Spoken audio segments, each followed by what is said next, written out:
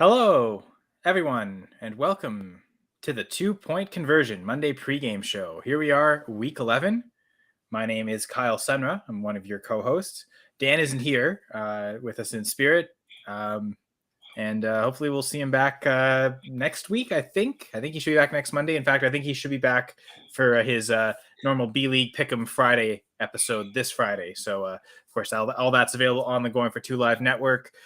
Be sure to subscribe to our YouTube page, Going for Two Live. Search that up on YouTube and you'll find us there. Available on Twitch, Facebook as well. If you're on Twitter and watching the video, we can't see your Twitter comments. So if you do want to interact with us, I encourage you to head over to one of those other platforms and do so.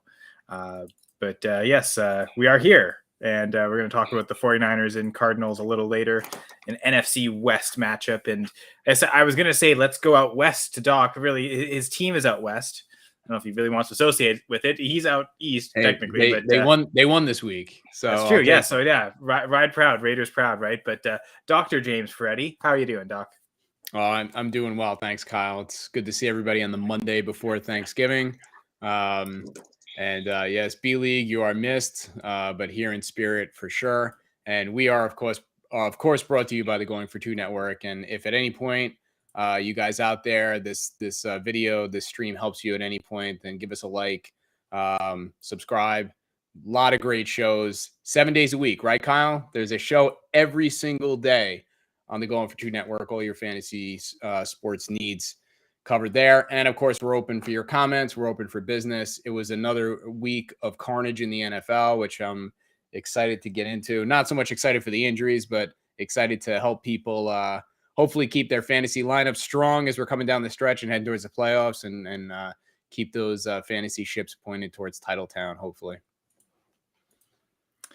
Yes, and we've got some guests coming in through the chat. Gator J's here. The big boss, Jeff, saying, "What's up, gentlemen and lady?" And that lady is Gladys saying hello, for those who can read it. This will be a fun game to play today. There's more messages. It says, hello, heart. We do. Yeah, the WTF something.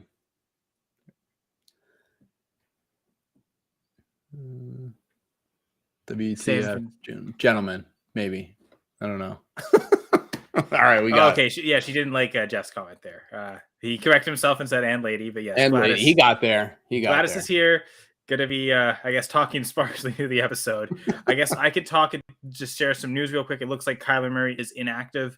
We're going to touch on the Monday night player injuries later. So, Doc, later on we'll talk about like the consequence of Murray, like what we can expect for him. But for now, it looks as though he is inactive for tonight. So, going to be Colt McCoy getting the start again for the Cardinals. All right. So, yeah, should be exciting.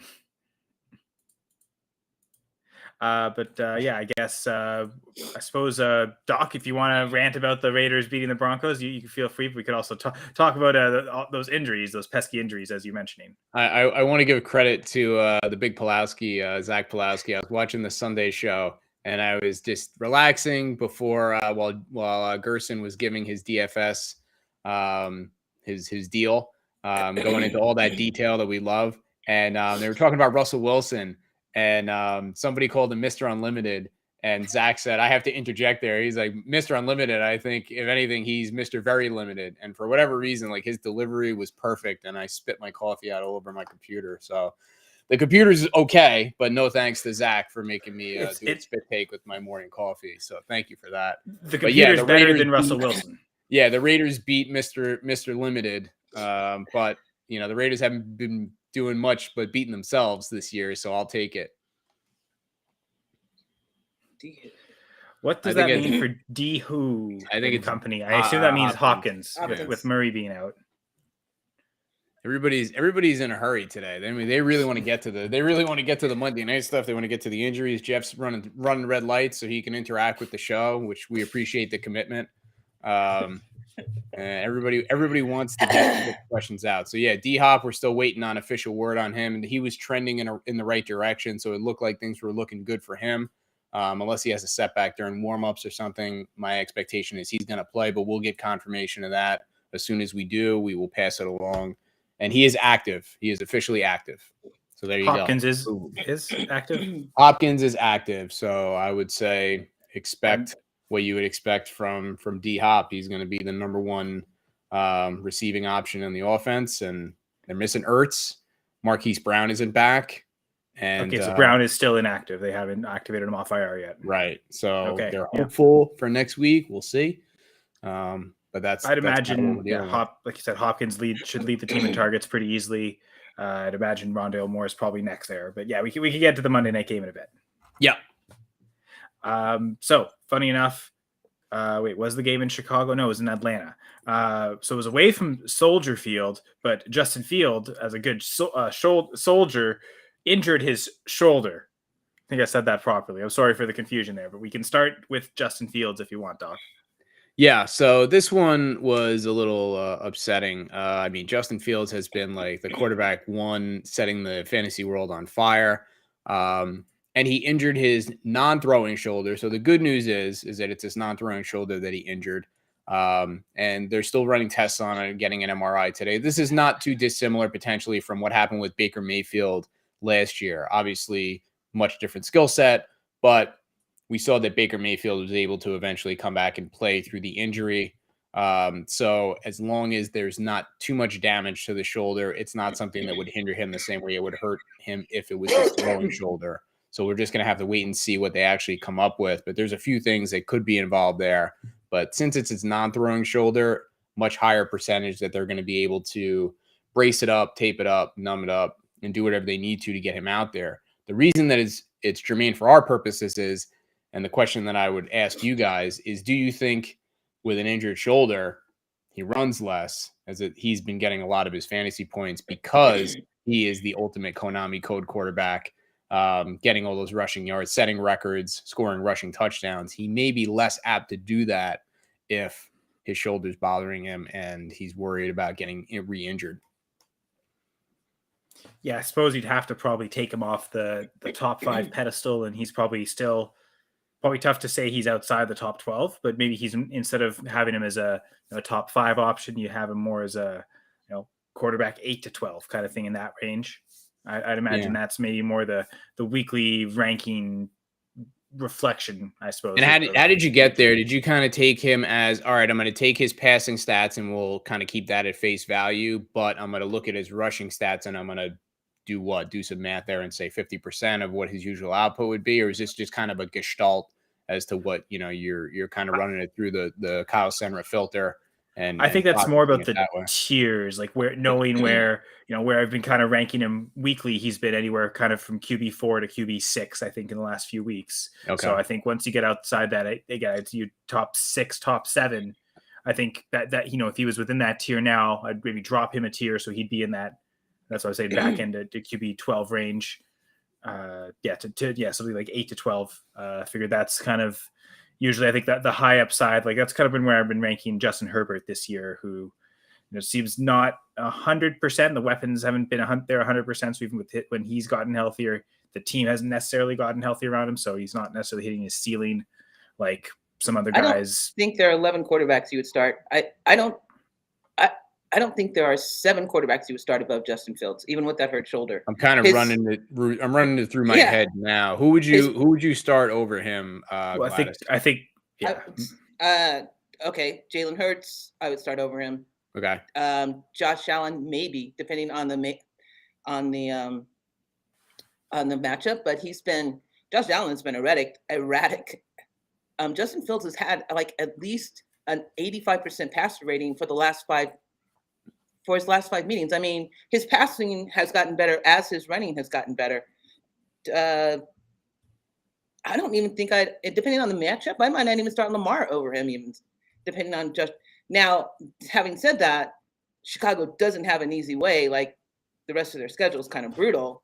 So on that end, maybe, but I can't think of 5. That I would start over him. I think I'd easily start Mahomes every week. Well, Mahomes is a given. Mahomes is a given on anything. Mahomes is a given. But I think Doc wants the full list, so that's why I'm going through every name. And Jeff brought up a name I was going to mention as well, Burrow. I think, and this. I don't know that Burrow.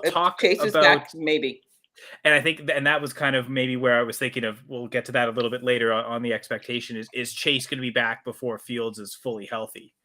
And again, Herbert, I think is more, no. I think I would probably put Fields in the range where I'd start Herbert. And that would to me be dependent on matchups. I might go Fields some weeks, Herbert other weeks, depending on which defense. But I think for like the last few weeks, it's been clearly Fields over Herbert, just because Herbert, again, this year hasn't hit the ceiling we've expected of him. And it's his weapons too. Like if Herbert doesn't have Keenan Allen, I'm not starting him over Fields. Yeah, that's fair. So it looks like he's still, kind of top 5, 6, 7. Justin Fields, even with the injury and kind of decreased production. Now the one name that might be really gross is Geno Smith, just because he's been a top 10 quarterback all year. Yeah, I don't think against all odds. Okay, that's true, Jeff. Samaje Perine, that was the answer. Washington had something with him, and they gave up too quickly. Whatever.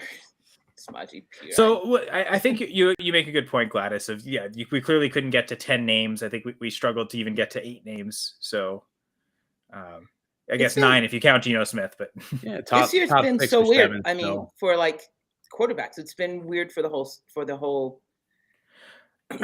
league. I just think it has. Like Josh Allen. Yesterday, you could easily say Brissett outplayed Allen. Brissett had 300 yards and 3 touchdowns. Allen didn't have like a throw to Diggs until like the end of the first half or something like that. The end of the first quarter. I think it might have been first. I think it was that second quarter touchdown he threw to Diggs. That was his first target. Yeah.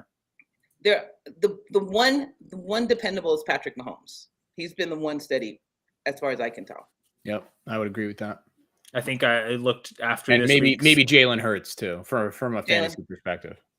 Right, and Tua, if he's not concussed. Yeah, that's true. That's the one name. Like injury wise, I would take some of those guys out. Maybe the only 2 that have really been consistent all year have been Jalen Hurts and Mahomes. Yeah, I would think of one last name I could think of. I might start over Fields is Dak Prescott. Oof, injury. But yeah, I would be okay with that. I mean, I think they're both really good options. But yeah, he's one name that we didn't mention that I think you can fit him in there with those other guys we mentioned. He had a really good game last Sunday, and it looks like the thumb injury that's in the past. Like he's back to his old self. But all to say, like even in a single quarterback league, you're probably not going to bench Justin Fields unless you've got an incredibly deep quarterback room. And I mean, considering how late he went, you might have a Josh Allen with a Justin Fields. So like the decision Gladys is talking about, that might be something someone does grapple with every week. But if you're not deciding between those elite options, you're not going to play Daniel Jones over Fields or Marcus Mariota over Fields. And see, the weird thing is, before yesterday, you may have played Daniel Jones, depending on the matchup, over Justin Fields, because Jones was getting running, not as much as Fields, but depending on his matchup, it would have been an easy not an easy, but it would have been a discussion that you're not going to have now. It's just, this has been just an erratic year. Gladys, there's only one fantasy analyst I could think of that's going to start Daniel Jones over Justin Fields, and that's me, the big league. Well, I'm early in the season. I think we probably would have started Daniel Jones over Fields. Like, think of week 2, week 3, 4 or 5 weeks. It was not looking good for that whole Bears offense. Once Justin Fields started ripping off 100-yard games, then I think it was pretty easy to go with him. Yeah. We do have a question here from Peter. Yes. So Hi, Peter. Well, it might be pronounced Jimenez, to be honest, but I'm just going to pronounce him PJ. Is that okay with you? Call him Peter, but that's fine. It doesn't matter. It's his name, so I guess I suppose ask him. But let us know the name game, Peter. But what do you think regarding this trade? So Sanders and Higgins for Tyreek Hill, non-PPR. Interesting, because I think Hill getting so dependent on yards and less, catches as well. Obviously he's getting all that production, but he's producing so many yards that he would be the type of receiver that you don't necessarily nix as much in the rankings because it's non-PPR. What do you guys think? It's interesting. Knowing you're trading for Tyreek right after his bye week, so you don't have to deal with that. I think it's a good trade, I like depending the on your trade. needs. I think it's Especially if Chase comes back. If Chase comes back, I think it's a really good trade because Higgins goes back to W2 and Hill's clearly W1 in that. It's a non PPR. The only thing that worries me is it's a non PPR. So you're counting on he has like the yards, but the touchdowns have been going Waddle's way. But Sanders Higgins aren't helping you in that. So yeah, I think it's a great trade. Do it, PJ. Yeah, because Sanders hasn't been necessarily hitting the touchdowns recently either. And if he catches passes, that's not helping as much as it would because it's not PPR. So yeah, I think it's fair. I think it's fair. Tyreek's the kind of player that even if let's say the other side is more value, it's the kind of player you're willing to overpay for, right? Like that's I want the Hill side of that trade. I want the best player. All right, so it looks like Jamie also chiming in, the Cleveland connoisseur, as Dan would like to call him. He likes that trade as well. So one more shoulder injury just to deal with. The player that has returned, Doc, so this probably should be quick, but DeAndre Swift. Doesn't seem like he's aggravated anything, but I don't know. What do we know about Swift? I think he's aggravated a lot of fantasy owners. So there's that. He did still score a touchdown this week. He did. So this is the thing. Garbage time. It's been, he was out weeks 4, 5, 6, and 7. The bye was in there. And, when he came back, it was like, let's watch his touches. Let's see if he builds up from where he was. Because that's what they've been saying. They said it in week 8. They said it in week 9. They said in week 10, we're going to build him up. We're going to build him up. Let's see how that's gone. So he got 10 touches in week 8. He got 5 touches in week 9. He got 7 touches in week 10. And he got 8 touches in week 11. And that seems pretty linear to me. And that's not full value. He has been helping people out in PPR leagues because he's been getting catches. He's been scoring some touchdowns, which is something. So he's not giving you a complete zero. But the thing with DeAndre Swift is going into, this year, last year was all about his potential. It was his potential to be this monster PPR machine. And it just hasn't been there. So, every week it becomes more and more likely that this is all you're going to get from him. And he could get re-injured at any point. The Lions, they're 4-6 now, right? Yeah, they're in the playoff hunt, baby. So they're still alive, but at some point that could go sideways and they could opt to shut him down because, he's still hurting. Clearly he's still hurting. And, whether it's because he's got ligament tears or other injuries, that are just lingering and aren't going to be fully healed until the offseason, which is very common with these type of shoulder injuries, like AC joint injuries, things like that. They could shut him down at some point. And that's not what you want as a fantasy team going into down the stretch and into the playoffs, where it's like you get to week 15. Now the Lions are, 6-10 or whatever, or, 6-9, and they're out of it. And it's like, okay, he's done. And I don't know if you guys have noticed, but Jamal Williams has been doing pretty well in his absence. And even Justin Jackson is out touching him. So I think this is it for him. Like, I think this is all you're going to get. And it's not nothing, but it's not the DeAndre Swift that people thought that they were getting, going into the year. So you have to kind of make that judgment of its production versus potential. And now at this time of the year, especially, you need production. I was listening to, I think it was a podcast, and they were talking, I guess it was people who had watched HBO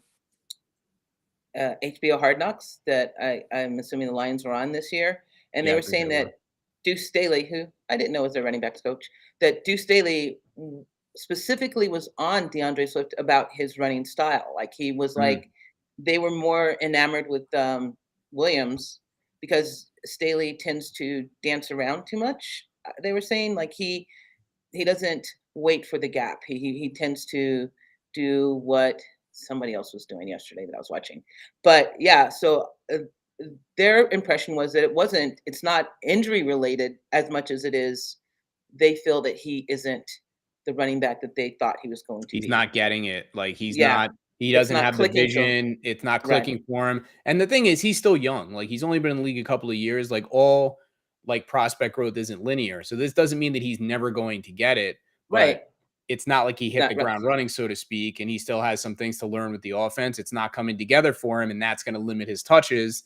That's going to limit his ability to produce. And I would argue that's not what you want as a team that is going towards, trying to win a championship this year. If it's dynasty, that's different. Obviously, the potential is still there. But at a certain point, you got to produce. Otherwise, it's just potential. Like everybody's got potential to do lots of things, but what are you actually going to do? What can you actually do? And I think that's where we're at with him. And it's been a month now. So this is what we've seen. It's been pretty consistent. I think until we see otherwise, you have to assume that this is what you're going to get going forward. And in this new reality, it seems like Jamal Williams has basically replaced Swift as a must start every week. If you were considering Swift a guy you jam in your lineup every week without thinking, you consider Williams that now, and now Swift is suddenly matchup dependent. I suppose his role as a pass catcher is probably something that it seems like the Lions like the most about him. As you were mentioning, Gladys, it's not his running. So I think it seems like, I guess, before this 3-game win streak, we'd almost think of it as almost every game. Anytime we think the Lions will be losing or behind, I guess they've been winning enough games lately that, okay, maybe that's not as common, but where they're massive underdogs. This week against the Bills, for instance, probably the week you want to play Swift. If you really can't get it done this week against the Bills, that's what I think you can start benching Swift on an every week basis. I'd still consider him, because this was actually a debate we had on the Full Press Fantasy Pod last week. I had Swift, I think we were like 12 spots difference. I still had him at like 19, whereas my co-host Brad had him down at running back 31 for the week. Oh, wow. I think he bailed out my ranking just because of the touchdown. But it's just that idea of, if you look at the volume, that's probably around where he's closer to his RB 30 based on his volume. But I think, again, I'd still give him a chance to start him this week, but he's not an automatic must start, I don't think. Yeah, I wouldn't argue with that. And I think, where you have him is kind of appropriate. Like, he's an RB2 like that. He's an RB2 with a chance to get a little bit more, but that's not what people were buying. Like, they were buying him as an RB1, and he's not that. So you may not have a choice. Second. You may not have a better option. And an RB2 is not nothing, but it's also not an RB1. So there's that. And I guess we didn't have this player on the show sheet, Doc, but Gator brought him up, Jameson Williams. Yeah. Seems like he's going to be back at practice this week for the Lions.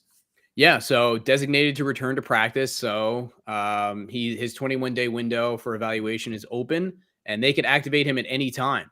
So he could be back just in time to make a real impact for the fantasy playoffs, not too dissimilar to what Amon-Ra St. Brown did for the Lions last year. So, a lot of people know about Jameson Williams, but in your league, do your due diligence, check the waiver wire, make sure he's not just hanging out there, and see if you can make a pickup. Because he's a super talented guy. And some people had him as the top rated wide receiver of the class before his injury. And he could be back and he could be making some noise for a team that could be throwing a lot and really wants to get a good look at him. Hey, Doc, would you drop Cooper Kupp to pick up Jameson Williams? I would give it some serious thought. It could be just because we know that Cooper Kupp is going to, it really depends on what your kind of team structure is looking like. Like if you're 10-1, you're already secured a bye and maybe Cooper Kupp comes back for championship week or something like that. That's a little different. But if you got to win and, you're scrapping to make the playoffs or to once you get into the playoffs, you're going to have to play in the first week. I would give it some serious thought because we know Cooper Kupp's going to be out 4 to 6 weeks minimum, maybe longer, maybe 8 weeks. Maybe he's done for the year. Like there's a decent chance Cooper Kupp does not play again this year, even if he wants to, because the Rams aren't going anywhere. They're not, It's not like they need him to finish, with the eighth worst record instead of like the 12th worst record, it's something where they could very easily say, hey, you know what? You made it back. We're going to shut you down just the same. So I would give it some serious consideration. You see, I don't think I would because there's no guarantee that Jameson Williams even plays. Like as much as they're activated and they think he'll be ready, he could still suffer an aggravation. There's a chance. There's probably less of a chance, but there's still a chance that he also doesn't get to see the field at all this year. So I would only be dropping Kupp if I was getting players that I'm putting in my lineup. I absolutely need this player to start this week. I'm not dropping Cooper Kupp for a stash player. I think I'd rather just stash Kupp on the off chance that he comes, because even if Williams plays, he's not going to give you the upside that Cooper Kupp had, right? I mean, maybe unless he's Justin Jefferson, Jamar Chase, but I don't. Let's do this. Do we think that they're going to shut down Matthew Stafford now? Because didn't he go out with another concussion, but not a concussion protocol?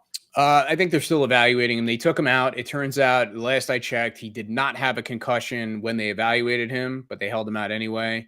Last week or 2 weeks ago, he didn't have a concussion in the game. He actually showed up with concussion symptoms on Tuesday, and then he entered the protocol on Tuesday. So he could still enter the concussion protocol. And if he does, then most likely he's going to miss at least 1 week, maybe more, since it's his second concussion in like 3 weeks.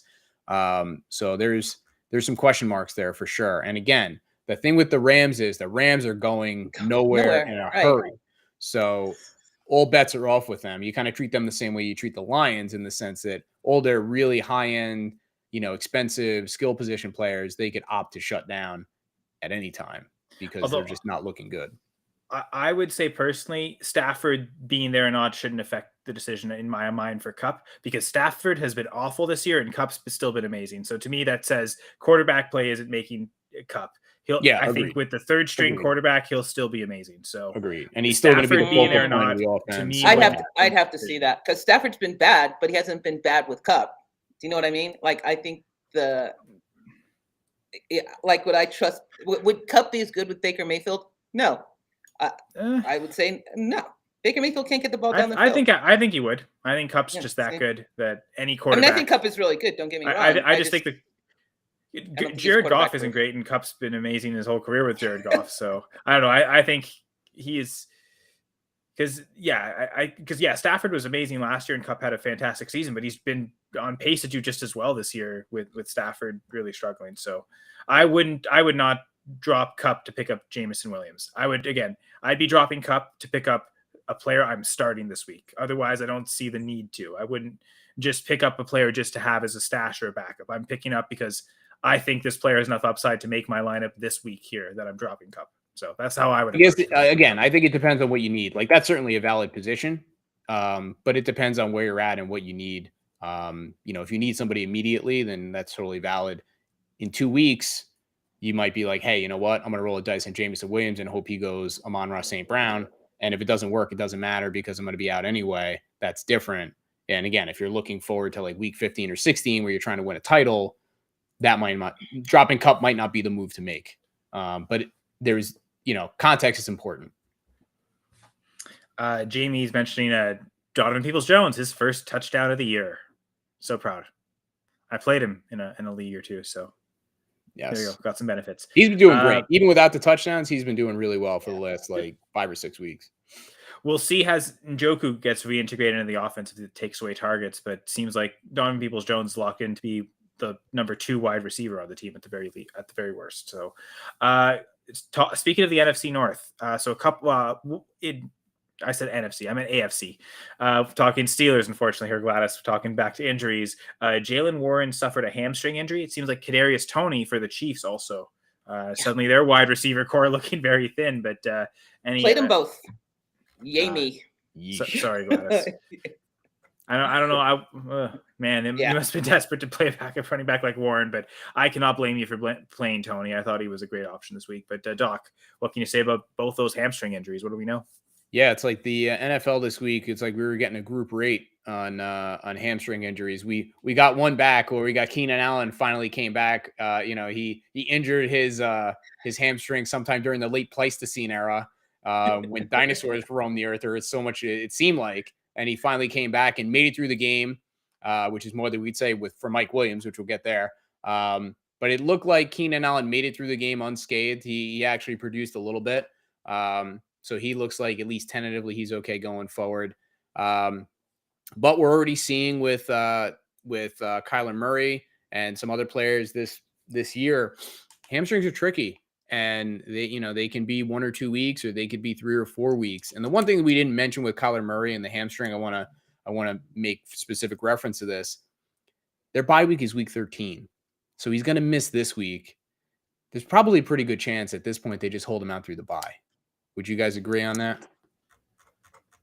I don't think he wants to play, quite honestly, but yeah. Well, I mean, whether he does or he doesn't, it's like, it almost seems silly if it's like 1 more week off and you get 2 weeks of rest. Who do they play next week? We push it, you re-injure yourself, and now maybe we sit you down for the rest of the year. I think it depends on if they win tonight and who they play next week, because they play the Chargers next week. If they win, I mean, they're not technically out. That's what I mean. They're a couple of losses. They're probably really teetering on close to elimination. So I'd imagine If Murray's able to Okay. play next week, I think they'll come back in just because that's valid. That's valid. That's a I good think They point. win. a similar situation happened last year, Doc. To your credit, I think he had gotten injured right before the bye week, and they held him out. Colt McCoy, I think, had done well. I think he went like 3-1 in that stretch, and they were like sitting in the playoff. I mean, well, yeah, they had started the season like 8-0, so they had a ton of leg room to just say, okay, we could be really patient. This year, not the case. So I think the record context is a little different, That's a but really the good team point. context does make sense. That you're right.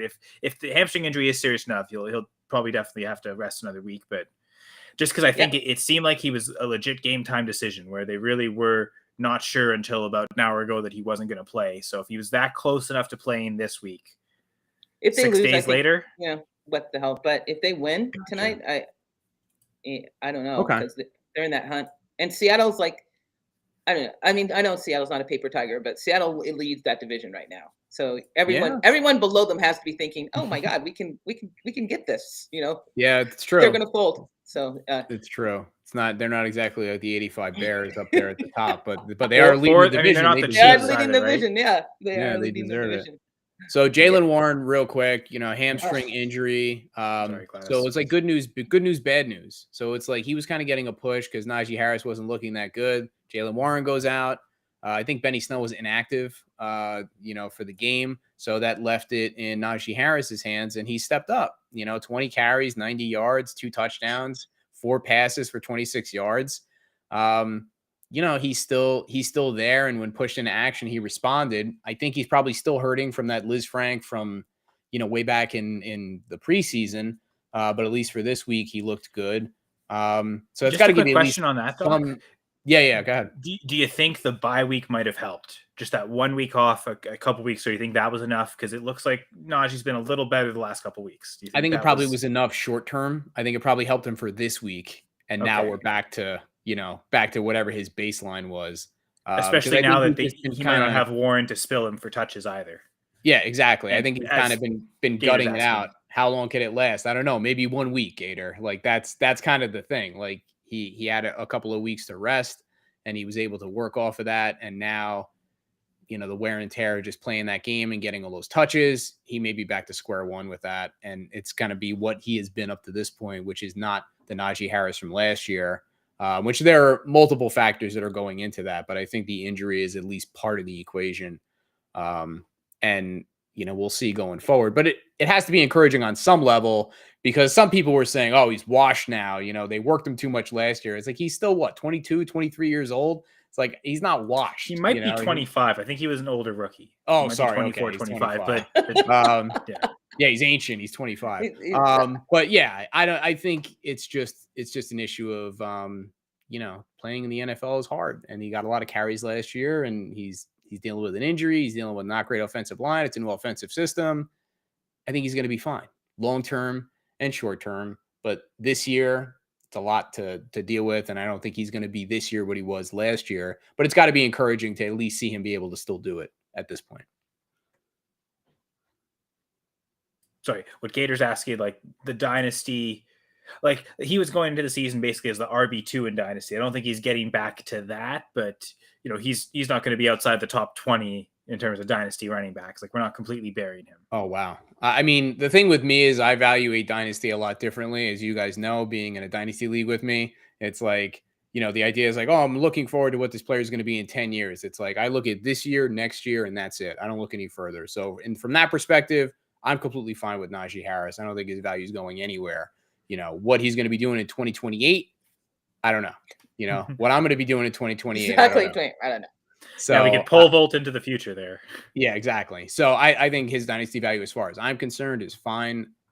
As far as the fluctuations of like, dynasty trading and things like that, Doc don't play that shit. So it's really on you guys to kind of make your evaluation. It's like, would you rather have the guy who's ranked number 4, number 5? It's like, you're going to be able to produce for me this year, next year? Yes, hop on board. If not, disappear. So that's kind of where I'm at.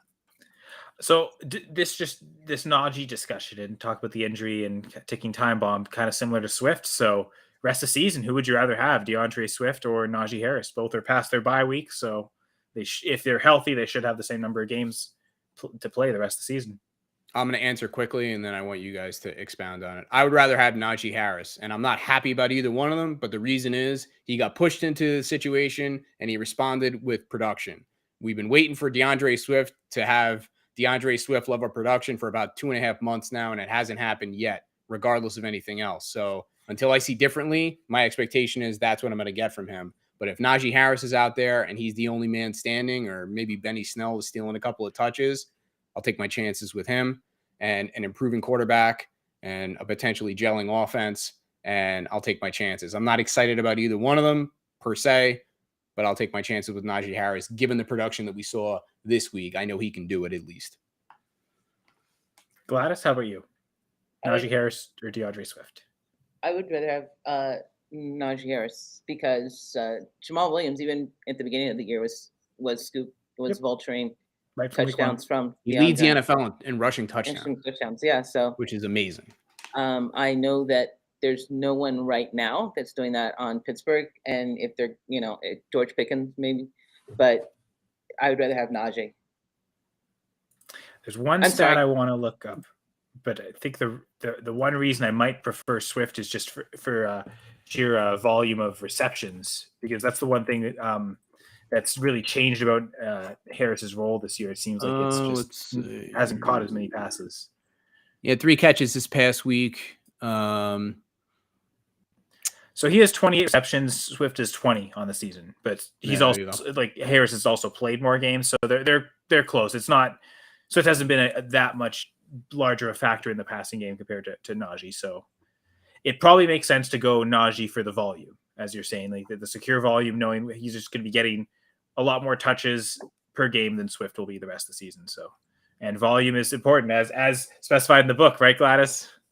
Injuries suck, but your fantasy team doesn't have to, which you can, the doctor, well, I say the doctor didn't order this, but you can order it from the doctor. In fact, check out at TFS Doc on Twitter. The pinned tweet should give all the directions to find the book.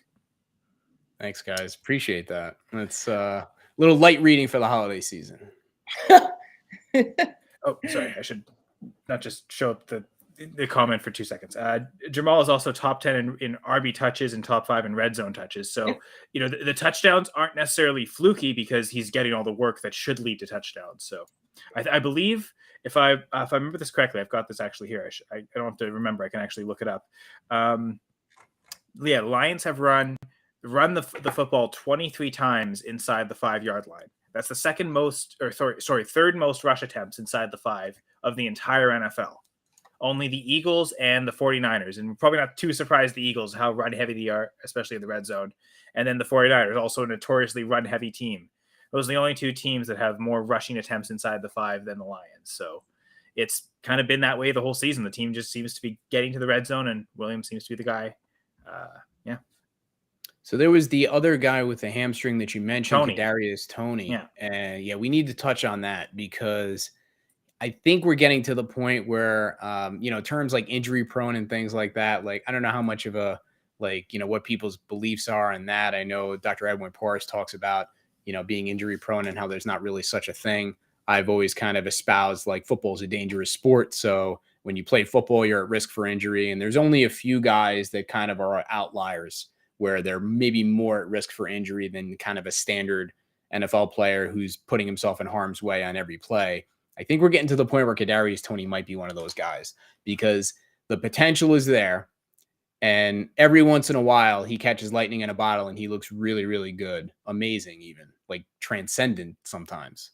But much more often, he's just not able to be on the field. He's not healthy, whether it's a knee, whether it's an ankle, whether now it's a hamstring. It's just another injury for this uber talented wideout.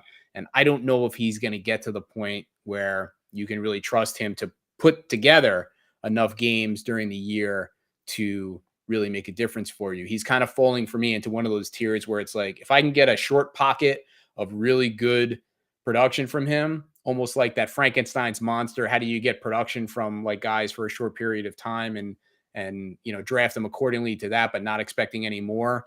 I think that's where Kadarius Toney is falling for me now. Just because sounds like a chapter in a great book I read. We do talk about that exact thing. And he's one of those guys. So I think he's one of those guys that's going to be consistently overdrafted because of the potential, but the production just isn't there. And this is another nail in the coffin for that. Like, it's just until he can put together, he's still young, and this could just be a blip on the radar, and he ends up, recovering from this and puts together a 2023 where he's healthy for the majority of the year, and that would change things. But until I see that, I can't take it for granted that he's going to be able to be available most weeks. And you want to limit your exposure to those type of players, when you're drafting and when you're acquiring them, because you can't count on them.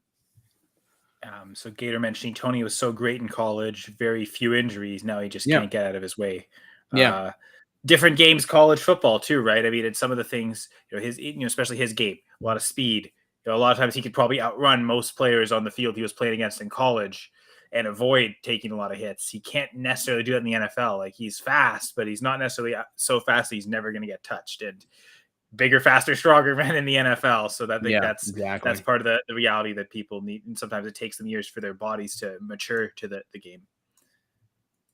And I guess, Doc, you already started talking about Mike Williams, or at least referenced him. So we could touch on with his ankle injury next. Yeah, we could hit that really, really quick. So this is, this was unfortunate. And the thing is, coming into this with Mike Williams, he re-aggravated his high ankle sprain. They don't know how bad it is, but we know high ankle sprain is a bad injury. So if he re-aggravated it, then we know it's bad by definition. How long it's going to keep him going, or keep him out, I think at least a week or two is a reasonable explanation. I don't know if he's necessarily back to square one, but it's a significant injury. I think there just wasn't enough time for him to come back and completely heal. But here's the thing. Mike Williams is the type of player that we know he's boom or bust, right? Like, every week, even when healthy, he's boom or bust. So for those of you that started him this week and he didn't get you enough, and, he only got one catch for 15 yards before he went out, the process of starting him was good, because the thing is that if Mike Williams on the first play of the game catches a 75-yard touchdown, he paid off for you already. Like, that decision is a good decision. So the fact that, and then he goes out on the next play, or he spontaneously combusts during his touchdown celebration, like, it doesn't matter. He got you the 14 or 15 points. He pays off you starting him, and it's a quote unquote good decision. But he goes out early in this game and he only gets one catch for 15 yards. He doesn't get that long touchdown completion, which that's what he's in there for.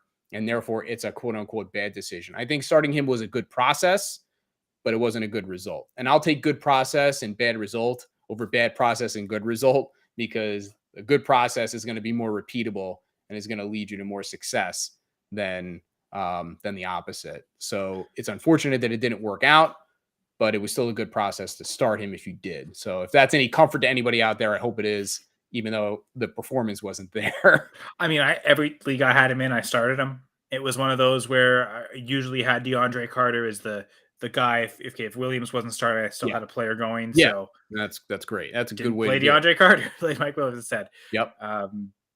So yeah, I guess with this re-aggravation, does it like restart the timeline? Like, and it almost seemed like he beat the timeline a little bit. Like he didn't miss the full month like we were expecting at the minimum. I think he only missed 3 weeks. Yeah. So was it did he come back too soon? It seems like they should have waited another week. It seems like from the Chargers standpoint. And then B, are we now saying a month again from this point before he's fully ready again to trust?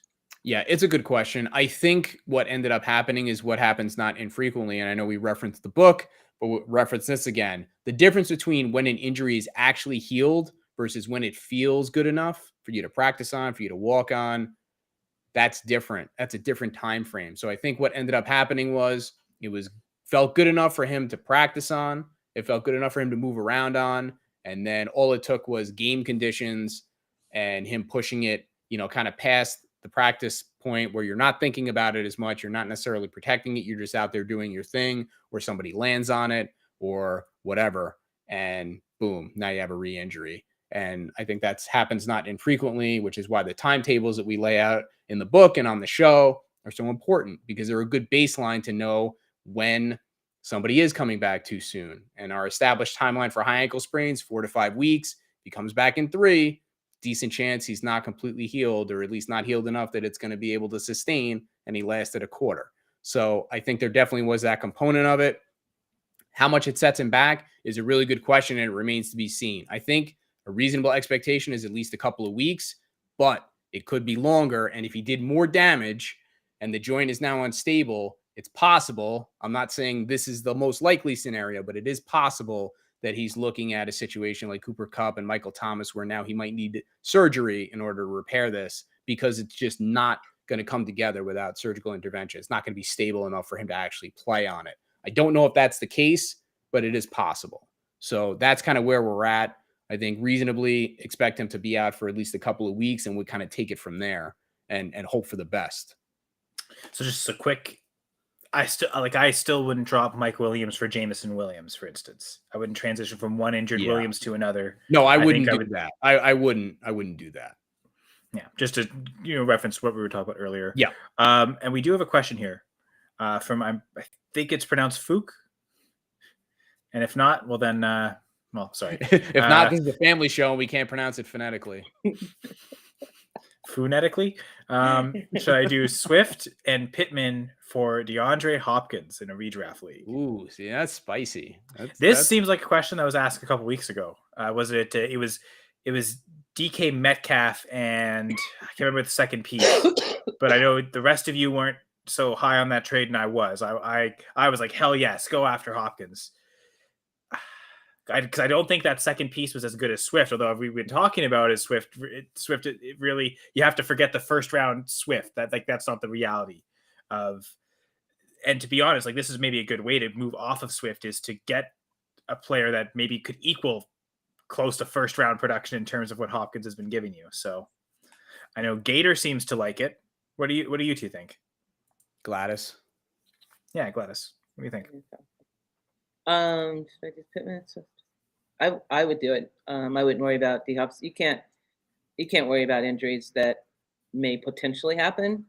You're just going to limit yourself. And Pittman, Jeff Saturdays just wants to run that ball. Pittman was the second most targeted, but he's not comparison to D-Hop. So yeah, do it. Do it now. Smash that button.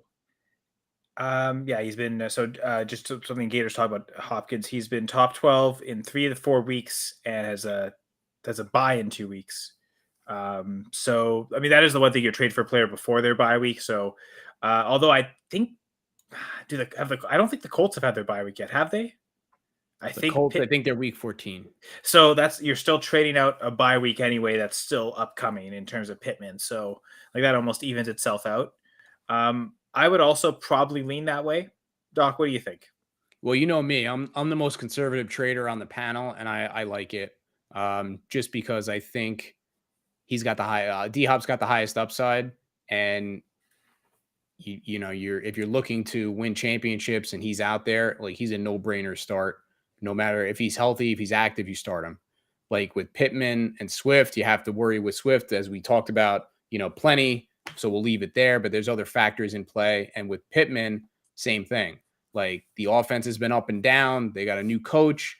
They're running the ball more. Things are different. Matt Ryan's health is an issue. Are they just going to completely tank at some point? There's a lot of things that are in play other than just Pittman's play, which has been good, but it hasn't been great. Hopkins is a type of player. He can go out and get you 11 catches for 180 yards and 2 touchdowns on any given week, hamstring or not. And that's what you want in the playoffs, because that's what can put you over. So is he saying that he has a choice, that he can switch and not trade Swift and trade Zeke instead? Is that what that is? Yes, instead trading Zeke and Pittman. No. Would we prefer to do that? No. Swift is what you want to trade, not Zeke. So I think everyone's saying that. Jamie's saying that with the headache of start-sit decisions with Swift. Yeah, Gator saying Zeke, we think he gets more usage than Swift. Swift's usage is a problem. Although I do wonder with Pollard there if Zeke's usage is less guaranaguared.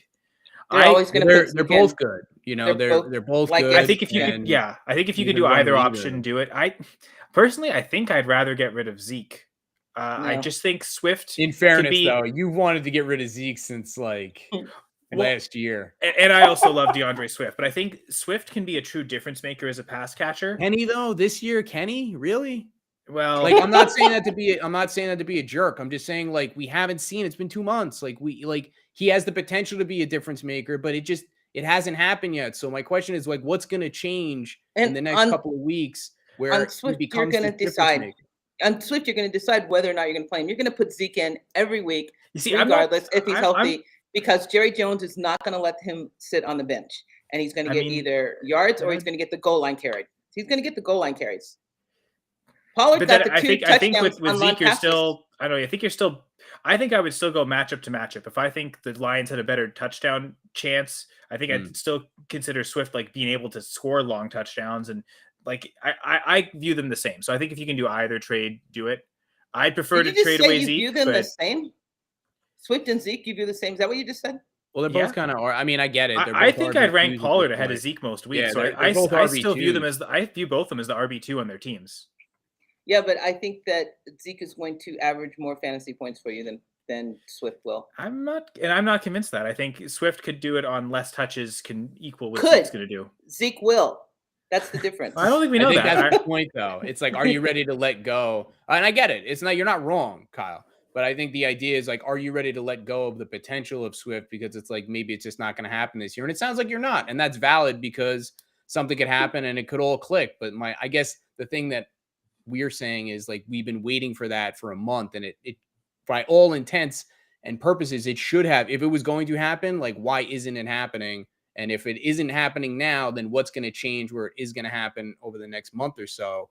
And with Zeke is Zeke. Like Zeke is an RB2. You put him out there. He's got a torn PCL. He's got a torn MCL. He's got Tony Pollard there. He's got all these weapons on offense that are taking the ball away from him. He still finds a way to get 50 yards and a touchdown or catches the ball a few times and gets his points somehow, some way. It's going to be ugly. We don't know how he's going to do it, but he does it. And it's, getting points ugly. With Swift, it looks a lot better, but we just haven't seen it yet. So I don't know what the answer is.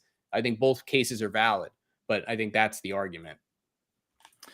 So I did want to touch on the Broncos real quick because some news with their backfield. So we talked about ankle injury with Mike Williams. We got a couple ankle injuries with the Broncos. One is just suffered this week, Chase Edmonds. We also could talk about Jerry Jeudy and his, I suppose, imminent return or expected return shortly for the Broncos. But Melvin Gordon released, Chase Edmonds injured. It looks like Latavius Murray has the backfield all to himself. Yeah, pretty much. So we kind of know the story with this. I know you guys know the story. It's a high ankle sprain for Chase Edmonds. So we've been talking about it this show. We've talked about it all year. Like, we know the deal. High ankle sprains, like, you don't come back from that quickly. 4 to 5 week timeline, like, that's a reasonable estimate. Now Melvin Gordon is out. Mike Boone is still on IR with his own ankle injury, so he's not back until week 13, the earliest. And Latavius Murray and Marlon Mack are kind of the last men standing there. And Latavius Murray looked pretty decent. 17 carries, 41 yards, a touchdown, and 4 catches on 4 targets for 23 yards. Like, I'll take that at this point. So, it's not sexy. He was on the Saints practice squad 2 months ago, and here he is. He's a starting running back and probably an RB2, a mid-grade RB2 going forward. Yeah, mid RB2. I think like last week I would have had Gordon right around RB24. So just kind of replace what your expectations were for Gordon, and maybe it's probably better than anything Gordon's had all year because he had to like always split with Javonte Williams. Like, this is the first time all season that a Broncos running backs really had the backfield to themselves. So maybe even back end RB2 is selling it a little short. Like, I guess Murray doesn't necessarily have a ton of upside in terms of it'll get you. It'll be volume based. It's kind of like Najee Harris. It'll all be volume based. He's very, very Zeke-esque. It's going to be ugly. It's not going to look good. But then you close your eyes, you don't watch the game, and then you look, and he's like, "Oh, you got 17 points. Okay, I can work with that." I think Gators referencing our Speak On It Dynasty League talking about me not trading him Swift, but then I did end up trading him Chase Edmonds, not for a first. He didn't give me a first for Chase Edmonds, but yeah, I guess, Doc, we can let you kind of rapid fire the rest of the injuries. Or I guess, yeah. Did we touch on Jerry Jeudy? We didn't. I can. And then you can transition from there to the mix and rapid file if you want. Go through it. Yeah. So the one guy we didn't talk about that's a big one is Joe Mixon. So he, for the people that had Samaje Perine stashed on their rosters, he was gracious enough to get a concussion and go into the concussion protocol. So given the way that things have been working, there's a high probability he misses week 12. the way that the NFL has been treating concussions this year as opposed to years past and the post-Tua gate concussion era. So he'll be in the protocol. We'll see, but not optimistic that he's going to be able to play week 12, which leaves Samaje Perine as the lead back. And he went for 11 rushes, 30 yards, 4 catches for 52 yards, and 3 touchdowns. So he came up big in relief and could do so again if Mixon misses. Leonard Fournette, the forgotten man after the bye week, still dealing with that hip pointer. But there is expectation he's going to play week 12, and I think it's reasonable to expect him to be out there. Just do your due diligence and make sure Rachaad White isn't just hanging out there on waivers if somebody else or you didn't pick him up last week. Khalil Herbert, hip injury, out until week 15 at the earliest. So who even knows what the landscape looks like or if he's even able to make it back by then. Clyde Edwards-Helaire. This could be the cherry on what has been a most unsatisfying pie for CEH this year. So high ankle sprain, out 4 to 5 weeks. Jerick McKinnon and Isaiah Pacheco have looked pretty good in his absence, and it's kind of their backfield, and there may not be room for him when he comes back, if he comes back. Ezekiel Elliott, we talked about with his grade 2 MCL injury. So he missed 3 weeks total with a partially torn ligament in his knee. Came back and went 15 rushes for 42 yards and 2 touchdowns, 1 catch for 5 yards. Still increased risk of re-injury with Zeke. But the one thing I have to say about Zeke is, and we talked about it a little bit, it's like this guy is a warrior. I mean, he played 2/3 of the year last year with a torn knee ligament, and he's got a torn knee ligament this year. He misses 3 weeks, and he's still an RB2. And last year he was an RB1. So, I mean, he's still getting production despite, these significant injuries that would knock players out for a lot longer. So just running back wise, guys that you want to look at going into the playoffs to consider if the guy in front of them gets injured, could these guys potentially be out there to pick up? We talked about Perine last week and that came through. Brandon Bolden for the Raiders. If something happens at Jacobs, Alexander Madison, Justin Jackson, the unsung hero, the Detroit backfield, he might get a lot bigger bump in carries if something happens to Jamal Williams and not DeAndre Swift. Keontae Ingram and Darrell Williams in Arizona now that Eno Benjamin has moved on. And still Eno Benjamin because now he's in Houston in case something happens to Dameon Pierce. So just remember, back up and handcuff your studs. Fresh legs for even a week or two can win you championships. Jameson Williams we talked about. Condolences to the B League on this wide receiver. Wan'Dale Robinson, ACL tear, short story. He's done for the rest of 2022. Estimated return after surgery if all goes well, late August, early September. It could be one of those things where he starts on the pup or he starts slow, but my expectation is he'll be back fine in 2023, barring any unforeseen issues. He pulled a Kadarius Toney right after his breakout performance got hurt. Yeah, and it's unfortunate. I mean, really, really talented player, and has been looking really good. It's kind of been up and down for him, but this is the end of his 2022, unfortunately. Juju Smith-Schuster with a concussion. He's in the protocol. He missed week 11. It's week to week now, so we just got to see how he progresses. No guarantees for week 12. Kadarius Toney, we talked about. Jerry Jeudy, ankle injury. Missed week 11. This one's a little atypical because the location is in the back of the ankle, not on the sides like you normally have with a typical ankle injury. So really all bets are off with this. Let's just see if he can practice. The Broncos are getting really thin at wide receiver. Hamler's out for weeks with his own hamstring injury, maybe a partial tear. Kendall Hinton is their number 2. He's got a shoulder injury, but he did okay. 3 catches for 57 yards. And that leaves Virgil and Montel. What's the guy's name? It's something Jay Virgil and Is it Jalen Virgil? Jalen Virgil and Montrell Washington for the truly desperate. I expect Sutton, Hinton, and Dulcich, as well as whatever running backs are left, to dominate the targets going forward for the time being, for whatever it's worth. Russell Gage is not dead yet.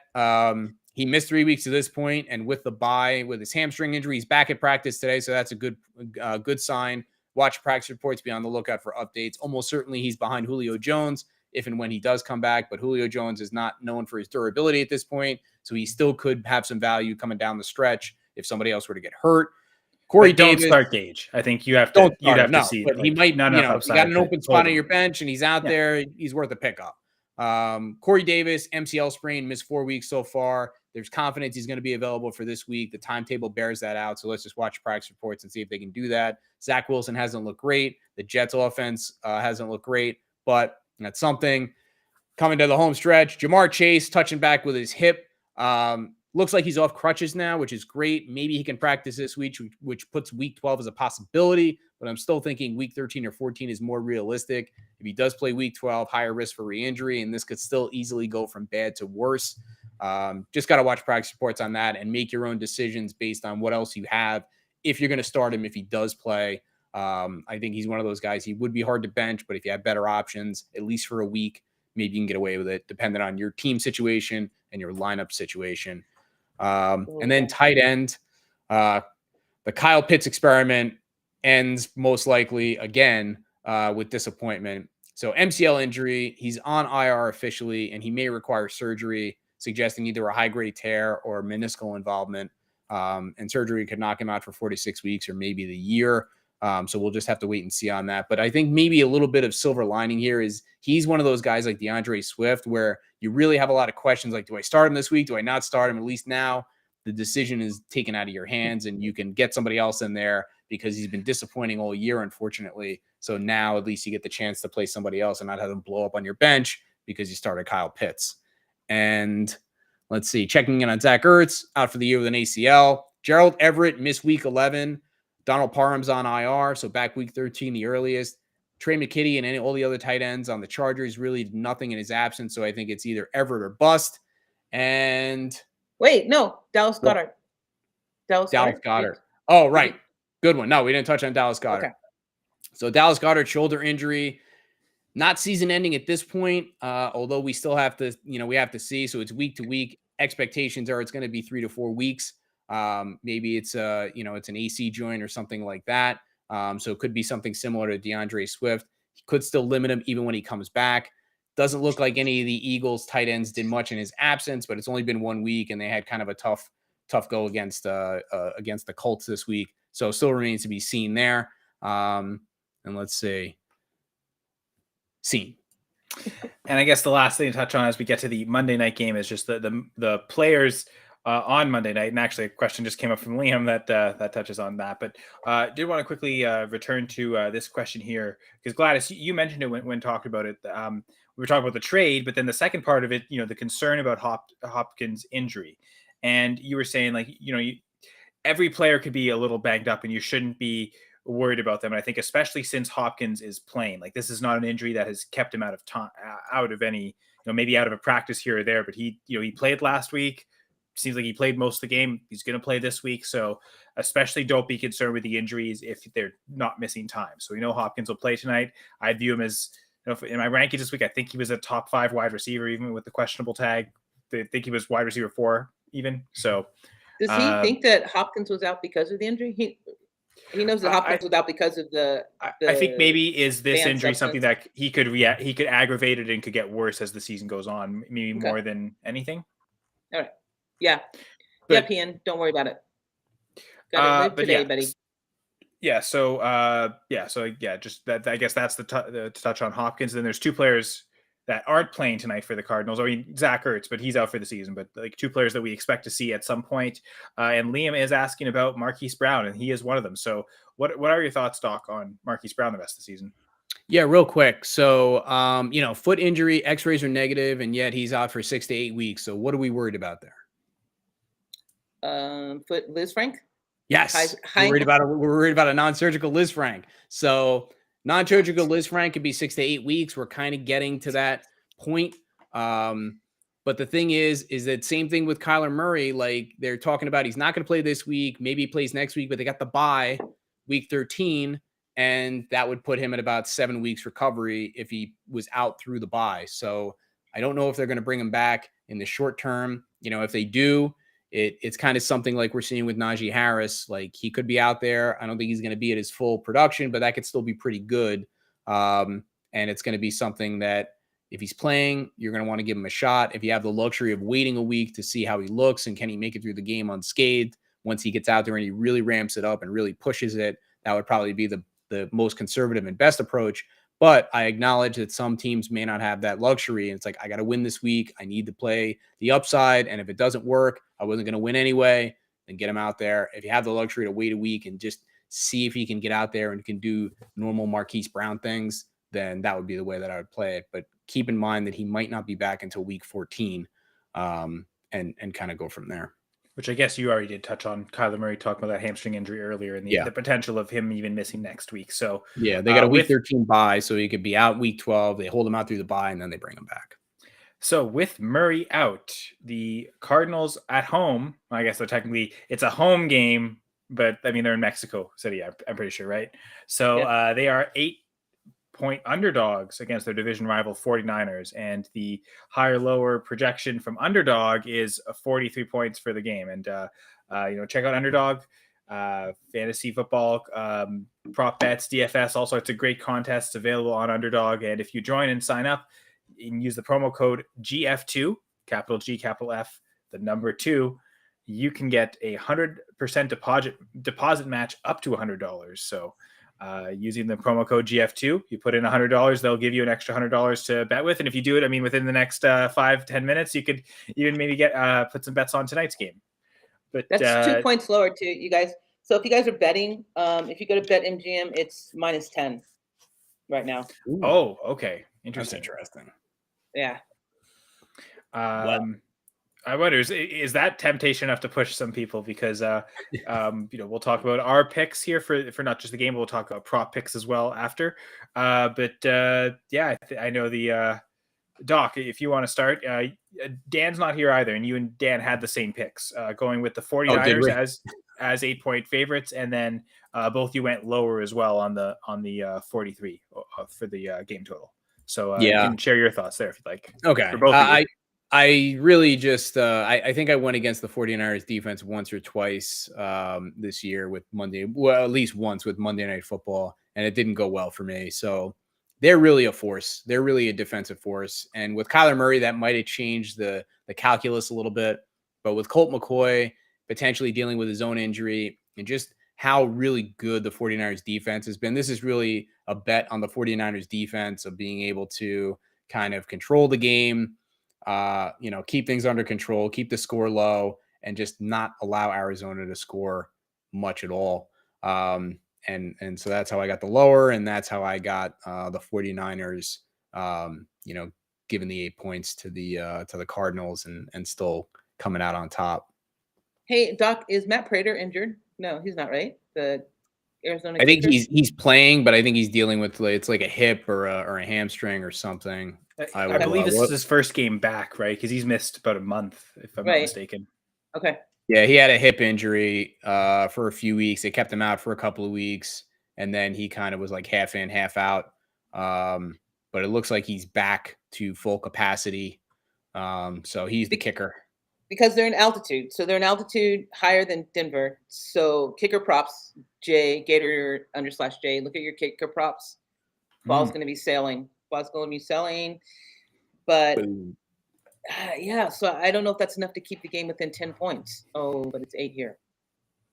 Yeah, and just knowing that you're saying like on other sites it's 10, that makes me a little less tempted to make this pick. But I did look it up, and in the Cliff Kingsbury era, only once in the last 6 meetings have the 49ers been able to cover an 8-point spread against the Cardinals. So even when they beat them, it's usually those by division less than games 8. are tough too. I did think about that.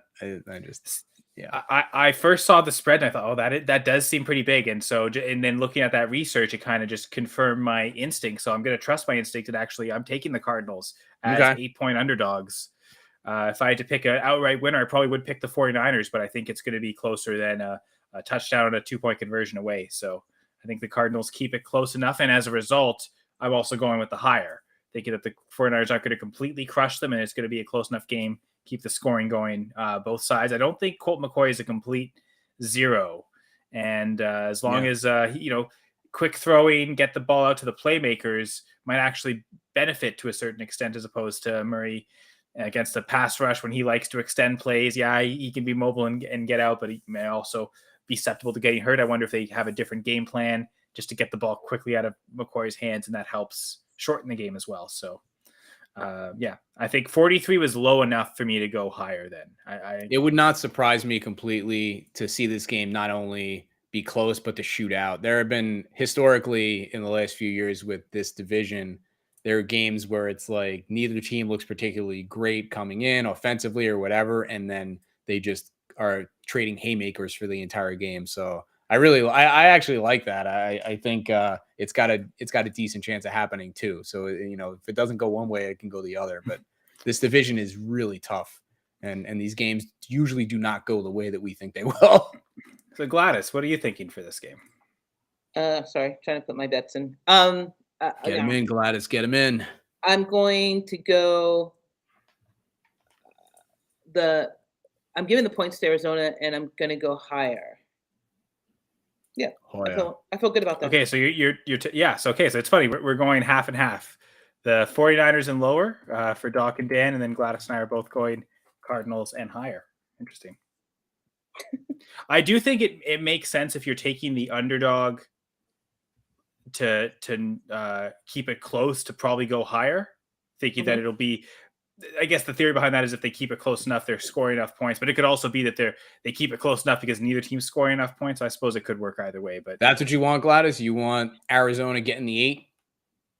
Yes, Arizona getting the 8, and I think the altitude. I think under McCoy passing.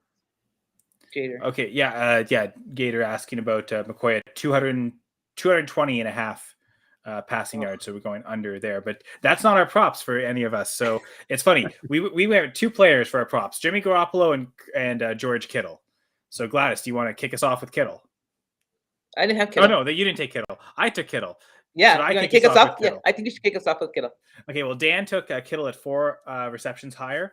I'm going Kittle actually on the yards, 45.5 receiving yards higher. And my thinking was Kittle's not ever really been a volume-based tight end. It's been yardage efficiency. He can get so many yards per reception, a lot higher than other tight ends. And the Cardinals have been really bad at defending tight ends. Yeah. So that's why I initially went to gravitated towards Kittle initially. And I saw Dan went with the receptions, but my thinking initially was, okay, what are his yards going to be? And then when Gladys shared the information and showed the yards was under 50 at 45 and a half, I thought that was low enough for me to go higher. So I'm going Kittle there. And you both went with Garoppolo props. What did you get, Doc? Oh, I won over 1.5 rushing yards. Oh, love it. Right. I like that.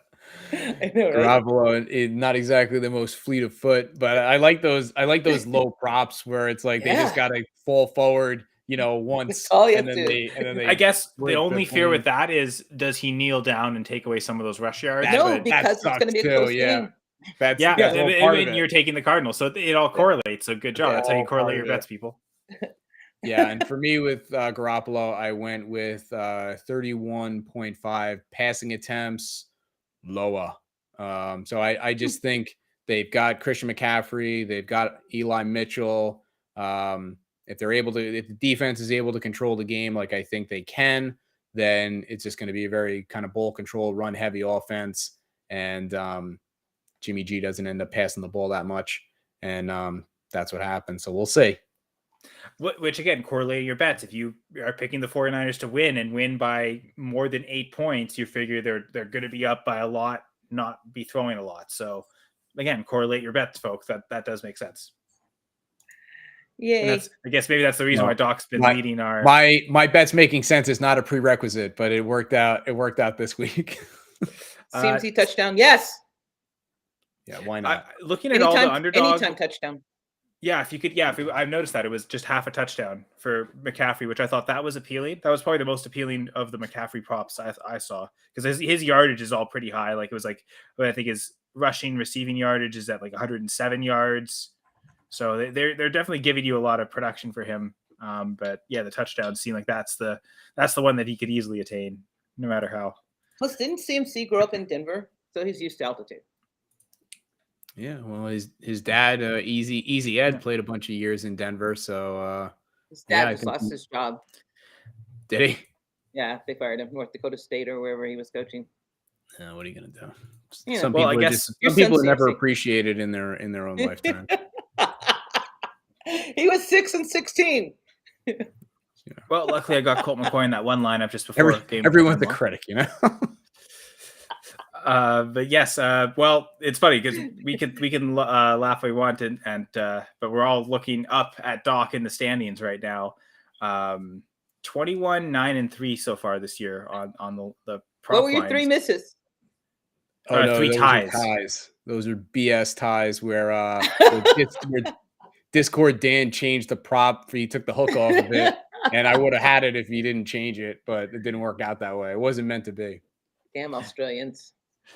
Anyway, Dan is actually closing in on Doc. He went 3 He for had a 3 good last week week. last week.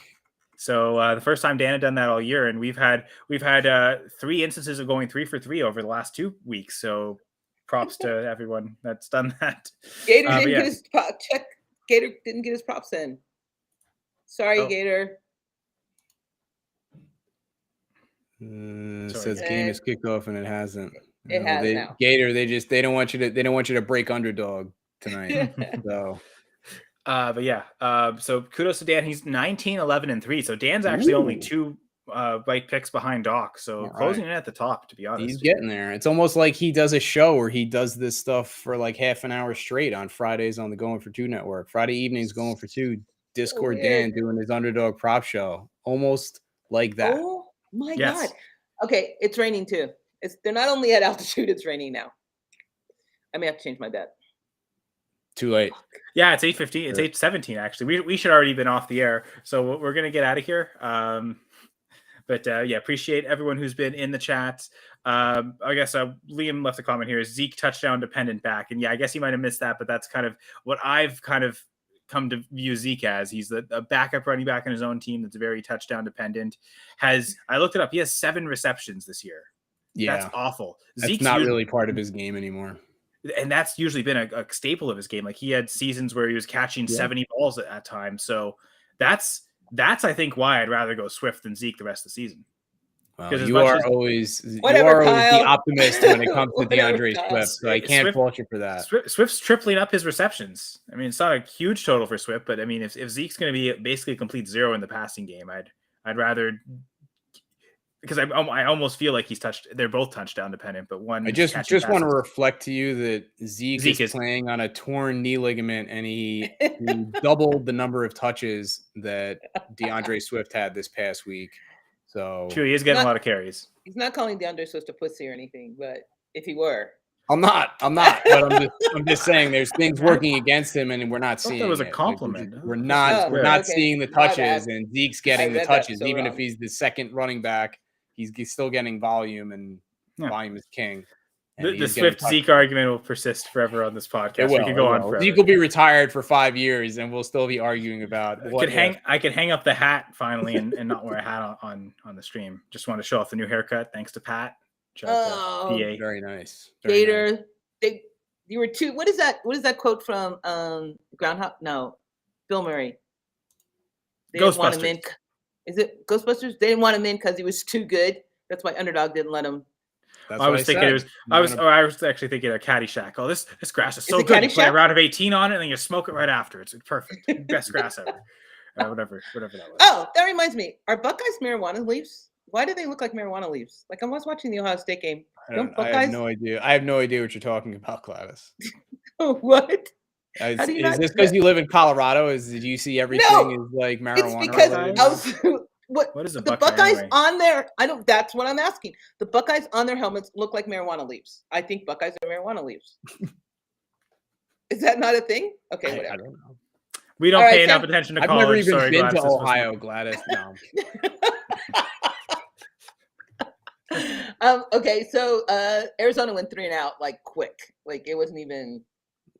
Yeah, San Fran's defense is legit. All right. Just in case maybe we're wrong. And CMC just ran for like 5 yards. Ooh, 5 yards. All right, there you go. All right, well, it's all over. But yes, appreciate Doc, Gladys for joining me once again. Hopefully we get Dan back next week. But as Doc mentioned, subscribe to the YouTube channel, like the videos, and comment if you're watching after the fact and not live. I do appreciate the comments as well in there. So we'll hopefully be back next week. Check out everything on the Going for Two Live Network. Speak on it and Fantasy Cheat Sheet tomorrow, I believe. I know this week a little different scheduling with programming. I believe Jeff, instead of doing their DFS show Friday, they're just going to do it Wednesday. So no DFS show Friday. So I think Dan is the only show in town on Friday with his B League pick'ems. So hopefully get to see Dan back for that and back next week here on the 2 Point Conversion Monday night pregame show. Bye. Bye, Gladys. Bye, Doc. Bye, Thanks guys. for watching, guys. Bye. George Kittle just missed his first pass. Good luck. Those would have been nice yards.